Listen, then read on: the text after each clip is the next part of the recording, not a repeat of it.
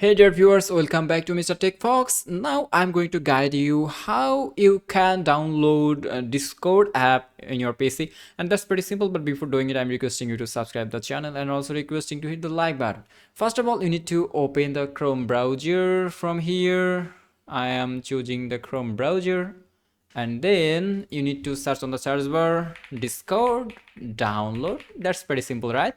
And then you need to open the first website from the page, and here you can see an option has already come here, and there's a download for Windows. If your device is Windows, then you need to download it, or if your device is others, then you can choose it from this download menu.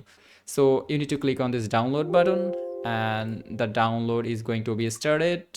And after downloading it, I'm gonna show you how you can set up it on your PC.